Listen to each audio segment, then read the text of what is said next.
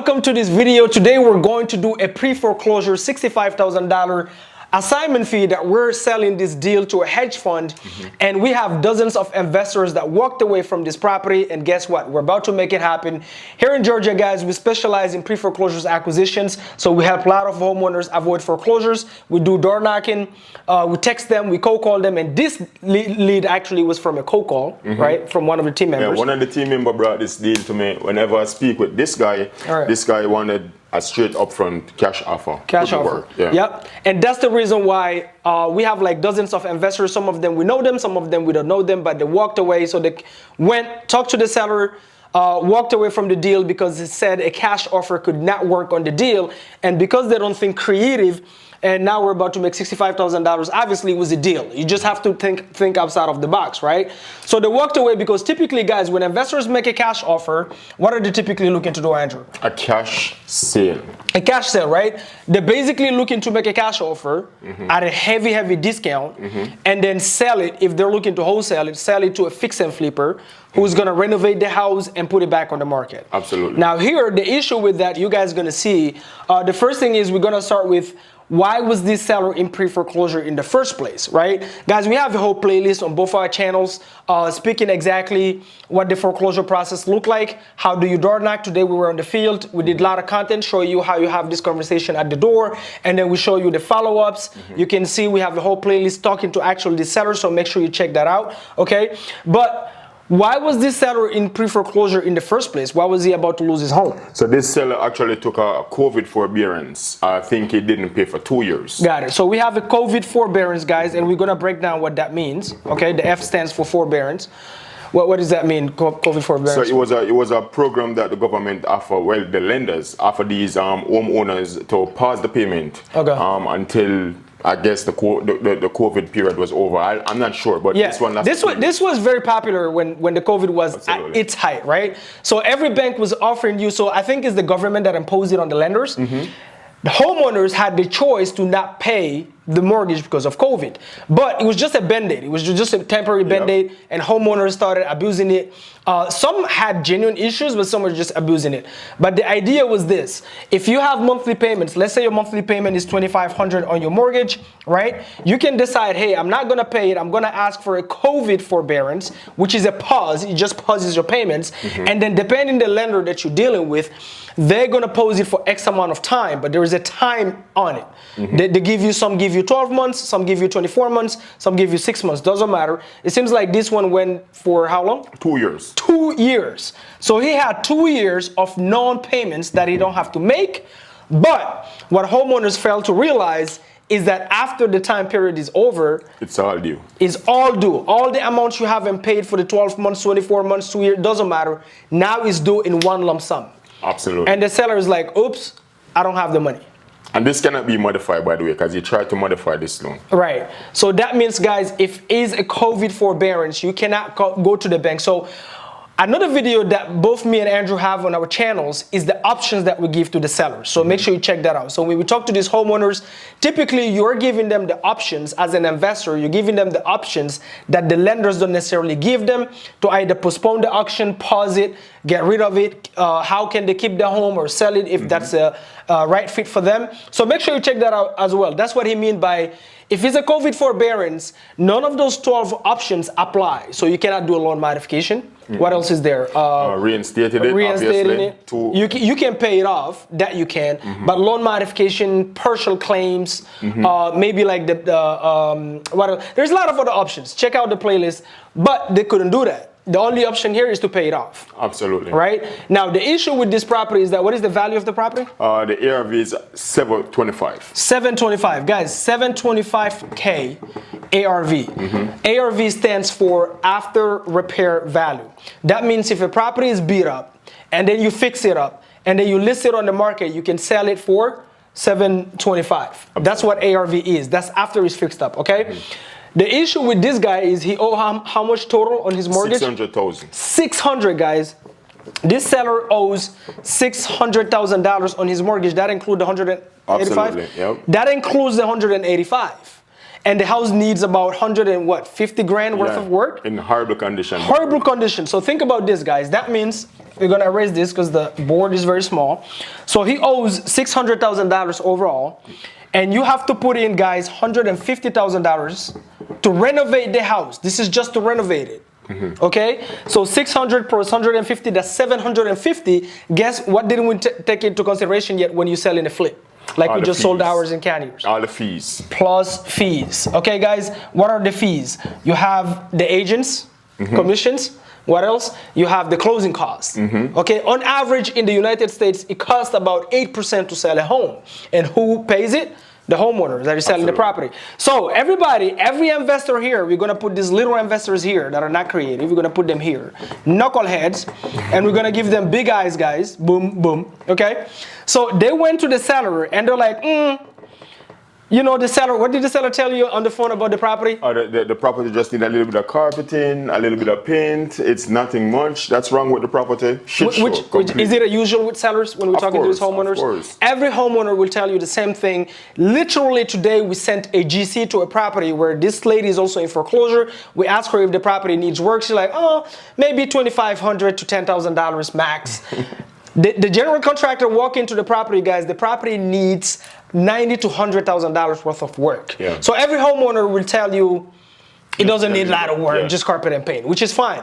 Remember, they're not the professional, you're the professional. So we found out, so every investor here walked in, called this homeowner, hey, are you interested in a cash offer? The homeowner said yes, okay, come see the property, boom. They walk into the property and they realize, man, this thing needs at least $150,000. So if he owes $600,000 and he needs $150,000, that's $750,000.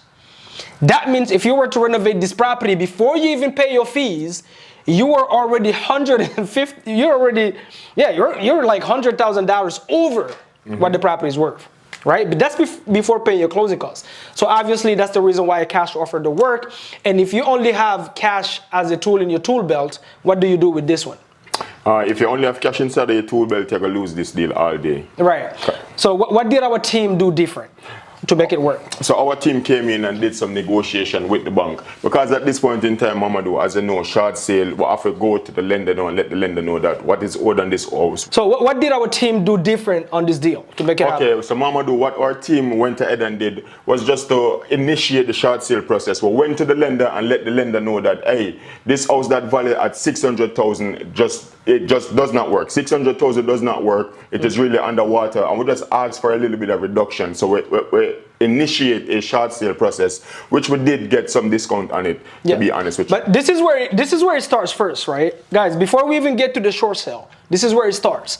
Just so you guys know, when you're talking to these homeowners, first touch, cold call. You talk to them, you find out a cash offer don't work. Okay, guys, this line right here, this is all what the team have done. Is what? Follow-ups. Follow-ups. All the way, this is all follow-ups. So we went in, we found out a cash offer don't work, and then we said, okay, Mr. Seller, let's move on to the next solution. We're not like everybody else. We don't just have one tool in our tool belt. We're more like ninjas, okay? So we're gonna pull out, so the knife doesn't work, let's pull out maybe the, what is that Bruce Lee thing? The nunchaku. The nunchakus, all right?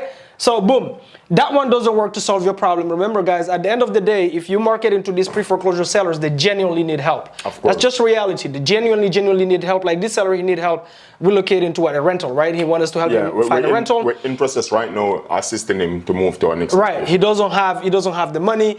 And as soon as we walked into the property, we realized what the issue is. Yeah. The property looked really nice on the pictures, but as soon as you walk inside, it's a shit show. We don't even know how he's living in, right? So we decided, you know what, let's try another route. The first thing we did, guys, is we decided, you know what, we don't want to deal with the headaches of renovating the property, even though we do fix our own property sometimes. The first thing is we send cash buyers first. Of course, we send in the hedge fund, to be honest. The hedge fund, right? So we send in the hedge fund that we work with all the time here in Atlanta to sell them homes. They walked in, what did they come back with? They came back with 565. So this guy owes 600K on it. Right. The hedge fund came back with 565, guys. That was the offer that the hedge fund put when they saw the condition, and that's where now we know that the cash offer wouldn't have worked. Guys, this is a game changer. If you know how to build a great rapport and trust with a seller, remember, there is no seller out here that will sell you a property because you pitched them better or because you made the best offer. A seller will sell you because they like you more and they trust you more. So if they trust you more, guess what? Now you can go, because if you're looking to wholesale it, are you the buyer? No. No. So should you think for your buyer? Of course, 100%. You don't think for your buyer. What? Look at the camera. Yeah. Look at the camera more. Yeah, look at the camera more. Okay. Let's go. So you don't think for your buyer, as Andrew was saying, right? So what you do is we send the buyers because we don't want to think for them. Of course. Because we don't know, like all of them, they get their money differently. If it's an individual buyer, they get their money different. Hedge funds pay a little bit higher, typically. So we decided, you know what, seller, listen, we have a different solution for you. We don't know if it's going to work, but let us bring our partners in, have them walk it, and then we'll see where we'll be. And then it's like, okay, I'm open to that. Of course. So we send the buyers in, and then they came back with the offer, and we realized, okay, if they only offer $565, and this guy owe $600,000 without renovation. Without renovations, by the way, guys, right? This is as is, right? So obviously a cash offer don't work. It doesn't pencil out. They're offering less than what he owe. That means the seller would have to write up actually more than a $5,000 check to close on this home if we were to take this offer, plus we don't make an assignment fee. Yeah. So we decided, okay, great. Now we know where a buyer would buy this property at. Right? So boom. What did we decide to do, guys? Where everybody walked away, because at first we wanted to turn this into creative, right? Yeah. Yeah, so we do a lot of creative finance, guys. Also, we buy properties. What is the two options with creative finance? Novation. Yeah, we have novations, we have seller finance, then we have subject to, so we could have took over the loan, turn it into a rental, but it's just a shit show. The property needs way too much work. Typically when we do that is with properties that need maybe between 50,000 and less kind of work, so we can, you know, rent it for like rooming rentals, like Pat Split, for example, or we would do like midterms. We're gonna do another case study with Snellville. That's a fun one. All right. So we decided now that we have a number with the cash buyer, boom, everybody walked away. What did we decide to do, Andrew? Cash sale. Not cash sale. Sorry, short sale. We decided to do what we call a short sale, guys. A short sale. Yes, an investor can make money with short sales. The only thing is you don't go on Zillow and start, you know, looking for the properties listed as short sales. That's not what you do. What you want is to catch the seller before, like you catch the seller on the pre-foreclosure state. This is before the bank foreclose on them. So you get in touch with them and then you initiate the short sale with the bank. So the negotiations with the short sale happen with the bank. A short sale is, this is very literal, by the way. We're going to the bank and saying, Mr. Bank, we want you to take a short cut. All right. We know the seller owe you the seller owe you $600,000. Can you please take $400,000? That's basically what we did, right? Yeah, that was the official offer. They didn't accept the 400, but they did come down significantly on the price. Right. So the idea of a short sale is you initiate it with the seller. We have an in-house short sale negotiator, and all the negotiations happens with the bank. Now this is way better for the seller, by the way, guys, than an auction. Somebody will sit there and go, okay, Andrew, why wouldn't the seller just let it go to foreclosure? Why would the seller go a short sale is going to hit their credit? Why is this better than the seller letting it go to auction? Well, guys, you do not want a foreclosure on your credit. A foreclosure on your credit stay with you for the better part of at least 7 years, and that is not a good look. Now, with a short sale, of course, it will stay in your credit for a maximum of 2 years, but then it can be removed. So we'll always opt to go with the short sale route rather than having the property foreclosed and giving that. 100%. And guys, remember, this is the last resort. Last resort. When you're talking to a homeowner, you explore option A, B, C, D, E. That's how we operate. So option A, cash, doesn't work. Okay, let's kill that. Option B, let's send the cash off a hedge fund, see if they're gonna pay higher than the traditional buyer. Okay, that doesn't work. Creative finance, subject to don't work, hybrid don't work, novation don't work. Boom. Short sale. you can get paid on the short sale if you initiate it. So that's exactly what we decided to do. The first offer we made to the bank was for, I think it was something ridiculous. It was $350 or so. 350 is what it was. Yeah, so we made $350 offer. The bank came back and said, hell no. They sent out an appraiser. Yeah, they sent, so the short sale process, guys, when you negotiate with the bank, I'm gonna let you explain how that goes. How does it go? So typically what happened is that what we did, we get the GC write up a scope of work. Yep. A scope of work. We sent in the scope of work along with the short sale document to just propose an offer to the lender. Now the lender came back, before the lender came back, they sent out their own appraiser and came back a little bit higher than what we offer, which that is fine because we know that would have happened anyway. But they did come down a significant amount, which is $100,000 different from the 600. Yeah, from the 600. Oh, so basically where we're lending with the bank right now, guys, is at 500 net, right? So we're lending with the bank at 500 net. That's the least they would take. And the hedge fund already told us, they already signed to buy this property for $565,000. So how much are we making? The difference here on our assignment fee, guys, is $65,000 on a deal that every single investor that called this homeowner were too focused on their profits instead of a solution for the seller. Not only that, we're making $65,000, but guess what, guys? We're gonna help the seller relocate. We've helped sellers, like last time I just posted the video where we were with the U-Haul helping Mrs. What was her name? Miss Young. Miss Young move, right? So we truly care about helping the sellers because they genuinely need help. They typically need help with relocation. They need help sometimes, like just talking, like, okay, you know, how to get back on their feet, find a new job. Credit, right? We have in-house credit repair, so we funnel them there. Hey, go here, somebody can help you fix your credit after we're done with this, right? And this is a way better option. And by the way, with a short sale, the seller cannot be legally paid, right? So, but we still get the seller paid because we can, it is not illegal, guys. Here's the reason why. So on a short sale, the bank is saying, you know what? You're technically, the seller is coming to us and saying, let's say the bank here is Wells Fargo. Who cares, okay? Wells Fargo. You're coming to us and asking us to take a loss. You are 600, you're telling us to take $100,000 loss, fine. Now you, Mr. Seller, you also want to get paid? No. You told her to take a loss. You're not allowed to make money on the property because you're asking us to take a loss. That's the logic right there. But guys, sellers can literally go to jail for this. Now, I'm not a legal attorney, full disclosure, you consult your own attorney, but the seller is not you cannot legally get paid. But it is not illegal if the seller have furniture like couches or whatever, TVs. For you to now they move into a rental. It is not illegal for you, the investor, to purchase that and give them money on an envelope for that. So that's how we get the seller paid typically, because we do rentals. We have properties that we rent by the room. We have properties that we rent as midterms, right? So we buy furniture to put into these properties. Of course. Right? Last time with Mrs. Young, we bought what? We bought the whole gym equipment. Remember? We bought the refrigerator, we bought the stove. Yeah. Just to help them get more cash, because these sellers, guys, genuinely need help. So it's never about you and how much you want. It's about first helping the seller, and then by extension, as a result, you end up making money because you genuinely help the seller. Guess what? You're killing two birds with one stone, guys. This is the reason why we're so passionate about foreclosures. Foreclosures is like the time-ticking bomb of real estate, guys. These are the only leads that you know for sure before you call them, they already have a problem.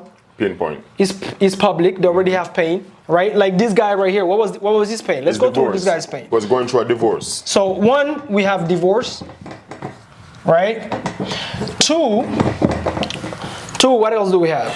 The condition of the property. Condition. Horrible condition. So property condition is horrible, and guess what? The guy don't have nor have the experience of. He doesn't have the money to fix it, nor does he have the experience to to deal with GCs and manage crews and all that, right? So not only is going through divorce, that's already a lot of headache, and I know he lives with his kid, right, in the property. He lives with his kid in the property, guys, that is not livable at all. Really not. Right? That property could fall on them, literally. Two, the condition, he doesn't have the money to fix it. Three, now he has an issue. His credit is shot, but he has to now go find a rental. And you guys know the issue right now with affordable housing is barely you know, it's so tough for people right now to find housing, to be honest with you guys. So here in Georgia, we've made it a mission not only to help insane amount of homeowners avoid foreclosure, not only that, but also help fight the affordable housing crisis. All right, guys? You have to think about it, Mama, though. If somebody back on their payment, obviously there's some mispayment that is made on the mortgage. Right. So there's a credit hit. You know, a lot of these people even actually filed bankruptcy before and pre-foreclosure again. So imagine. Miss Young, that exactly took place. There was a bankruptcy, guys. And when there's ever a bankruptcy, it's so difficult to get inside of these rental. And we assist them in finding places and find rental where they can be accepted, even with a bankruptcy. Yeah, because it damages your credit completely. So when we close, we help like call around, find whatever different housing. So we have a whole in-house team, guys. Make sure you check out jvwiththeboomsquad.com if you want to do deals with us nationwide. Nobody's doing pre-foreclosures better than us. I don't care who they are. All right, guys. So guys, man, I hope you enjoyed this, guys. This is how you do it. You want to be a ninja. You don't want to be like a one-trick pony type of investor. You want to have multiple tools in your tool belt. All right. Make sure you check out the video we made talking about the different ways to reach out to the sellers. All right. And we're going to do another breakdown of another kind of deal where we actually made it work using creative finance. But for all of you investors out there that put this deal in trash, we turn it into cash by having multiple tools in our tool belt. Guys, I hope you got value out of this video. What's your channel again, one more time? It's Pre-Foreclosure. Pre-Foreclosure. As a seller closer, all right? Pre-Foreclosure Duo. Make sure you check them out. On YouTube, we're all over Instagram, by the way, Mamadou. And Boom Squad. You know me, I'm going to represent that until my dead. Boom Squad is it. For me. Guys, that's because we're bold, we're obsessed, we're optimistic, and we have that abundance mindset. That's what the Boom stands for. We have the Boom Effect podcast. Also, we're going to be bringing more guests to talk about their experiences, and we'll see you guys in the next video. Until then, stay bold and be bold. Boom, boom. Boom.